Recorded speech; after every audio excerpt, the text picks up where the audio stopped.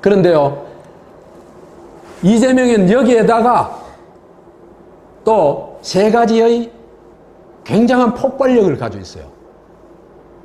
하나는 96% 공약을 실현한 성남시죠. 성남시 그 자체가 굉장한 폭발력입니다.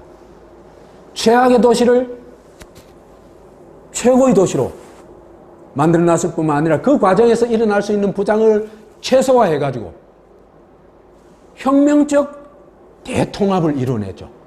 그래서 극우 세력까지 열렬한 지지를 하고 있습니다. 그 비결이 뭔가 봐서요. 한국의 극우들은 그죠? 어버이 연합을 뭐로 써먹습니까? 자기들의 도구로 써먹죠. 그죠? 돈 몇 푼 쥐어주고, 나와가지고 자기 뜻하고는 무관하게 팔아드는 있잖아요. 그러니까 비인간화시키는 겁니다. 근데 이재명이 한 거 보니까 일단 그 사람의 정체를, 그 다음 인격성을 인정하는 거예요. 그 다음에 그 사람들 사람 대접하라는 거예요.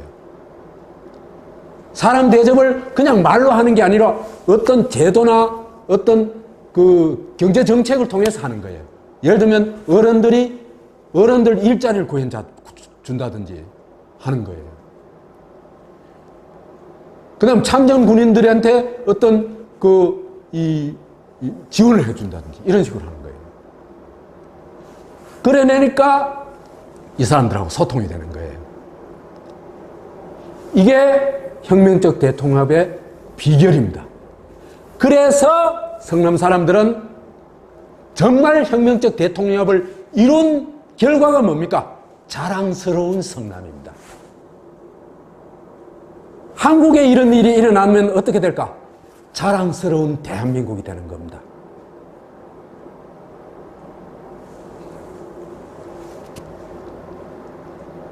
그 다음에 촛불 과정에서 이재명이 보내준 기대와 신뢰가 있죠. 그죠? 그건 뭐 지금 다시 설명 안 해도 될 것 같고.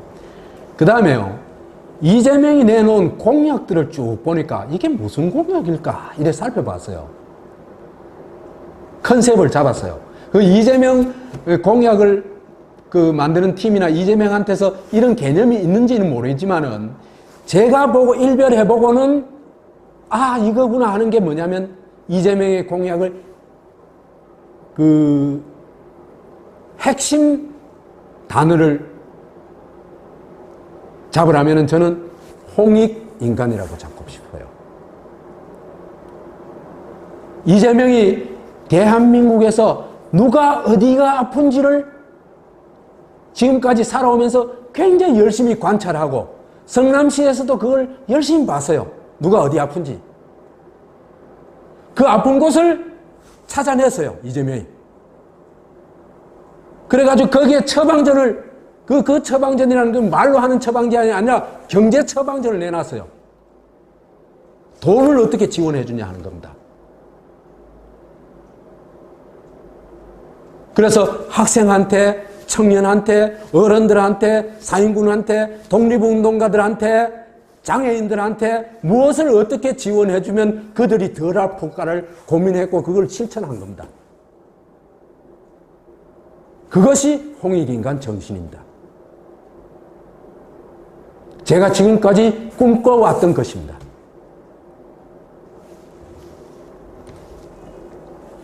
그래서 이재명의 공약은 제가 감히 이렇게 얘기할 수 있을 것 같습니다. 홍익인간 처방전이다. 이 처방전은요, 경제범죄자 1만 명 정도, 한국 경제범죄자들 많죠, 그죠? 뭐 1만 명도 넘긴 하겠지만 하여튼 흉악한 경제범죄자들 한 10,000명 외에는요 5천만 모두한테 이익이 가는 공약입니다. 그러니까 이거는 5천만 공약이다 이렇게 얘기를 할 수 있습니다. 5천만 좀 넘지만은 우선 당장 손해를 본 사람은요, 얼른 보면 한 100만 돼요. 법인세 인상을 하고 국토보유세를 매기고 하면은 한 100만 정도가 세금 부담을 좀 더 해야 됩니다. 그렇지만요, 이 사람들이 한국에 전부 최상층이죠, 그죠? 최상층인데, 그죠? 이 사람들은요, 얼른 보면 이익을 보는 것 같지만은, 만약에 다음 정권이 이재명이 아니고 딴 사람이 돼가지고 사드 배치를 하는 순간에 이 사람들은 완전히 사드 폭격을 당합니다. 안 그럴까요? 그러니까 이재명이 그 사드 배치를 막아줌으로써 이 사람들의 손실을 막아주게 됩니다. 그게 얼마나 어마어마한 이익입니까?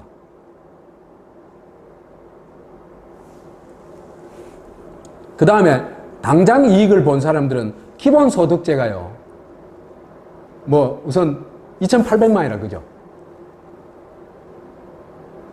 100만 원씩 받을 사람이. 거기다가 또 저거 뭐예요? 국토보유세 30만 원씩 받으니까 뭐 거의 대부분. 그 다음에 그 이외에도 각종 홍익인간 공약은요, 이 사실은 정밀하게 누가 좀 분석을 해야 돼요. 제가 지금 기획해 놓은 강의안이 너무 많아가지고 이걸 지금 얘기할 수 있을지는 모르겠습니다만, 여하튼 이거는 꼭 누군가가 얘기하긴 해야 돼요. 제대로 분석해가지고. 그래가지고 홍익인간 공약이 실천되면 어떤 나라가 될 거라는 걸 보여줘야 돼요. 여하튼 그 다음에 이 홍익인간 공약 중에서도 기본소득세가 굉장히 큰 의미가 있습니다. 일석삼조라고 할 수 있는데, 하나는 사람들이 그죠, 지금까지 한국 경제는 안 될 거다 하는 굉장히 불안감을 가지고 있죠, 그죠? 그 다음에 경제적 희망을 상실했죠, 지금. 그렇죠? 근데 지금 이 희망을 되살리고 있거든요, 기본소득세라는 게. 특히 그죠, 이 저소득층한테는 굉장히 큰 희망입니다, 이게. 그리고 이게 기대가 있기 때문에 이게 이재명 당선에도 굉장히 큰 효과를 발휘하리라고 봐요. 왜? 이재명이 당선되면은 우리한테 이런 이익이 돌아오겠거나 눈에 딱 보이는 게 기본소득세입니다. 그 다음에 또 하나는 이 이제 자영업자, 재래시장, 저소득 가게가 그 상당한 이득을 보게 되는데요. 그래 되면, 그러니까 재벌에다가 돈 퍼붓는 방식이 아닌 저 밑바닥 서민 경제에 돈을 부어가지고 그죠, 경제를 환원시키는 거 아닙니까? 돌려내는 거 아닙니까? 그죠? 이걸 통해 가지고 경제 성장을 이루겠다는 거거든요. 그래서 이건 반드시 경제 활성화의 어떤 중요한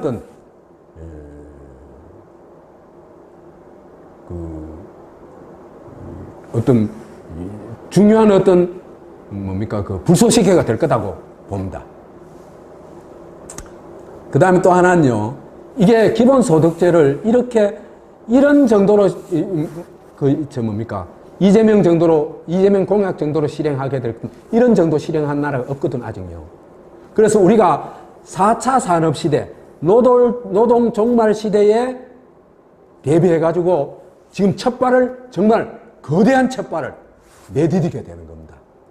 이건 굉장히 중요한 첫발입니다. 이게요, 좀 더 발전하게 되면은 이게 가져올 성과는 굉장히 커요. 그거는 우리가 지금 이 시간 다 얘기할 수가 없습니다.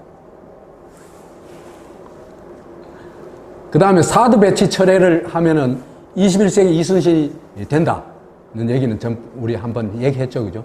근데요, 이래 되면 그 성과도 굉장히 큽니다. 동아시아 평화 기조를 유지할 수 있죠, 그죠?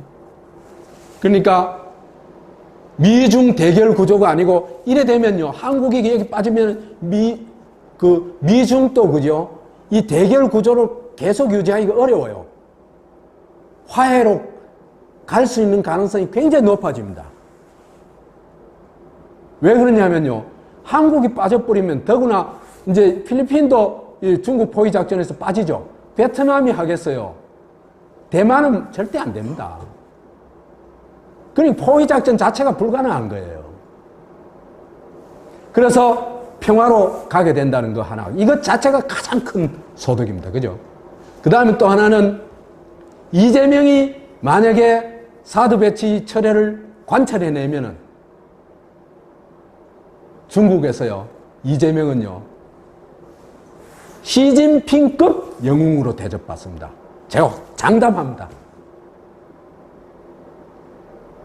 그래 되면요, 그게 엄청난 경제적 이득으로 보상이 될 거예요. 지금은 사드 배치하면은 죽는 길로 가고, 사드 배치를 막으면은 정말 흥하는 길로 갈 수 있습니다.